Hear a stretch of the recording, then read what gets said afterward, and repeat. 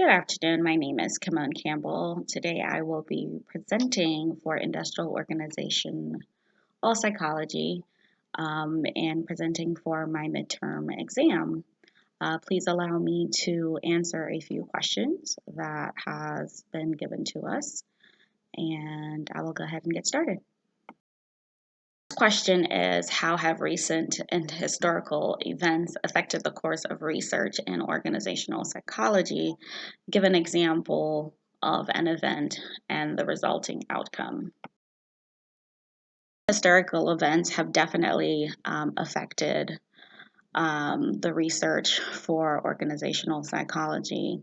In the past, things has always been done to support the industrial side of psychology, in that the main focus for employers were just to essentially get employees in the door by offering them training, just the basic needs and essentials to get them in the door, so that they could do their job.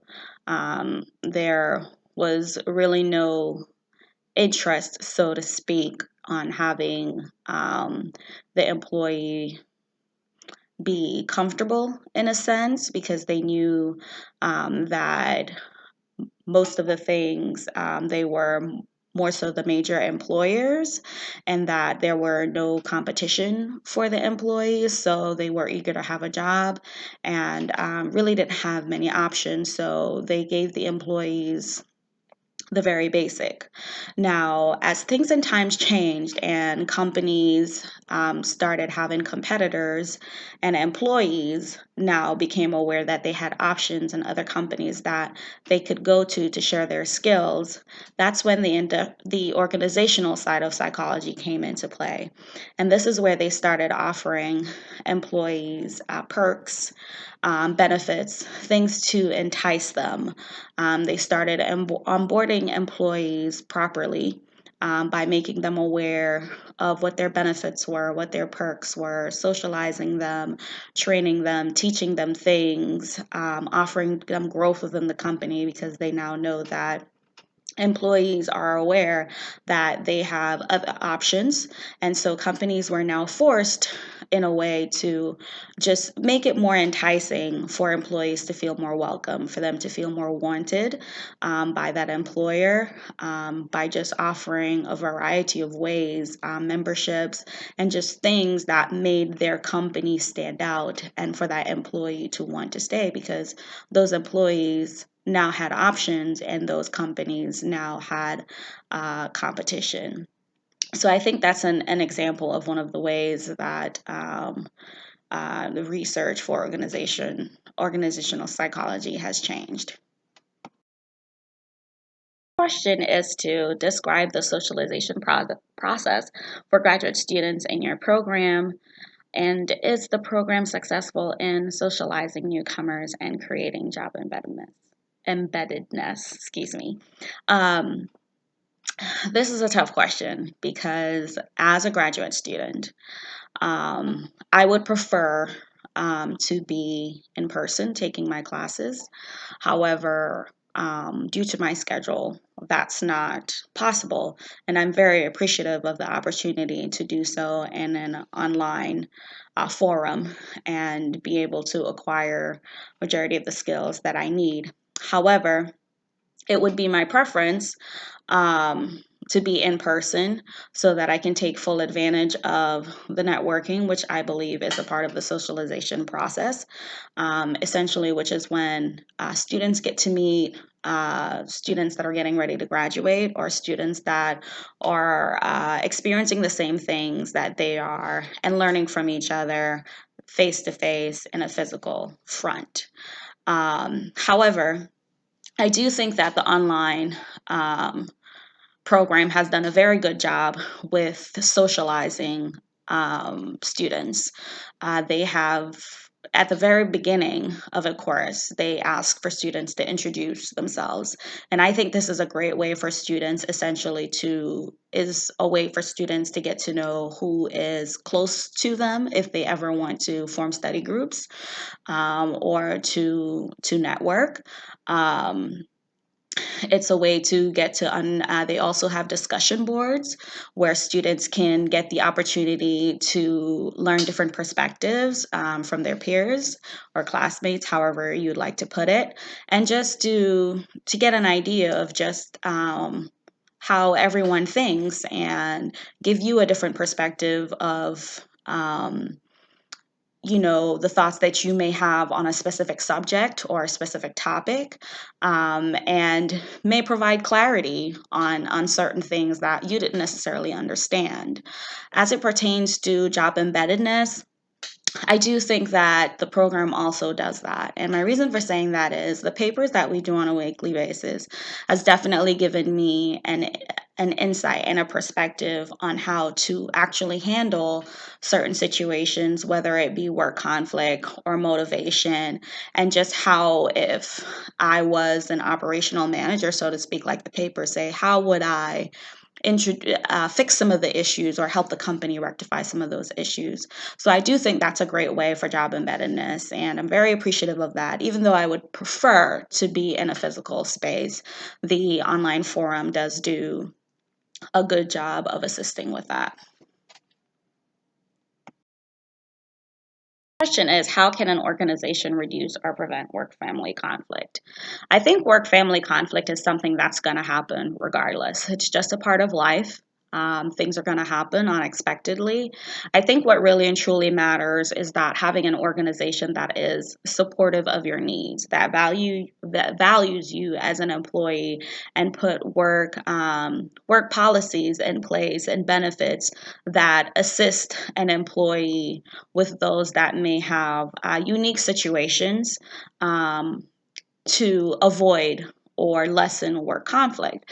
And some of those ways that companies have done that is by providing on site daycares, acknowledging that work family conflict happens, period, and letting their employees have the comfort of knowing that there are things in place so that if you do need to leave early for a meeting, leave early for a doctor's appointment with your child, by offering maybe telework or the flexibility to make up your hours, or offering part-time schedules for those that may want to go to school, or putting a gym on site for those that are into health fitness or that may have health issues and really need to keep up with their workout schedules to keep healthy.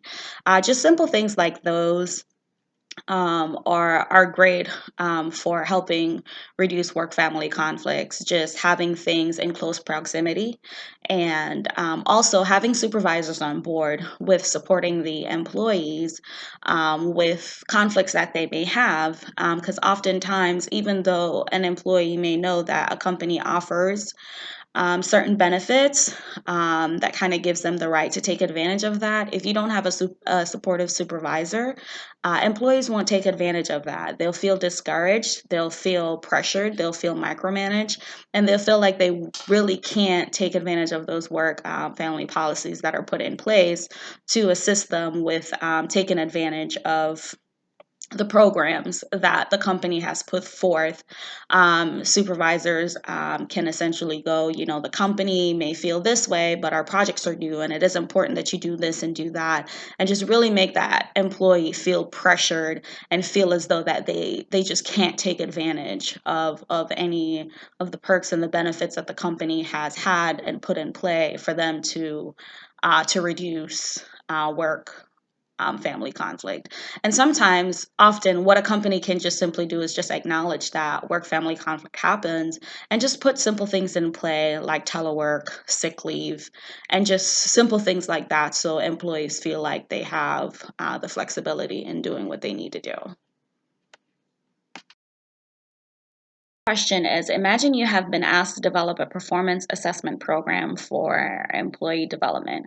What techniques could you use to adequately evaluate employee performance as comprehensively as possible? And it asks to kind of think of using the Murphy's List. I definitely would refer to the Murphy's List, as it does have guidelines as to how to do this. One of the things that I would zone into is the task-oriented behavior and the interpersonally oriented behavior. And the task oriented behavior is essentially just making sure the employee is adequately performing on the job and providing coaching where needed. As a leader, you want to make sure that your employees are performing to the capacity that they should, so that they can always meet expectations, that they feel like they have the support that of their leader. And the only way by doing so is by forming situations of one-on-ones and providing coaching opportunities where needed. As it pertains to interpersonally oriented behavior, this essentially, talks about employees being socialized within a company, and being socialized within a company is super important. This provides a space where employees feel welcome, where they feel like they can interact with their peers, that they can learn from their peers, that they can network. Being socialized begins from the day of onboarding, and as they grow with the company, this assists with growth, and just being interact with others and just feeling as though you are a part of the company, period. And then the last thing is addressing destructive and hazardous behaviors. And these can come from just employees not knowing the right way of going about doing things. They take shortcuts. This it has to do with safety violations, lack of knowledge, and not simply not following instructions. And this would also be a great opportunity to provide guidance on what the actual way of doing things are, and putting things like rewards in place so employees will be encouraged to do the right thing. Is, what are some possible common organizational constraints, and how could they lead to counterproductive behavior? I think that counterproductive behavior stems from employees that feel as though they don't have control over their work environment. They feel stifled in a sense. They feel as though they don't have enough say in what's going on with their job. And so they find ways to cut corners or to bend the rules or break the rules. Um, such Counterproductive behavior can be either personal or situational. And they essentially, when these happened, employees have got to be confronted. They have to be provided guidelines. Things need to be documented so employees are aware that they are being watched. And oftentimes, when you have an employee that feels like they have control of their environment, they don't break the rules. They don't take longer lunch breaks. They don't go out of their way to just be troublesome employees. They do their job. They understand their roles. They understand what they're there to do. And it takes away from negative behavior and just, provides a safe environment and a positive environment for all. Employees of such should be rewarded, and employees that don't follow the rules or bend the rules should be provided coaching opportunities and possibly counseling sessions with their supervisors to get an understanding of why the behaviors of such, informing them of what the rules are and the consequences for breaking them.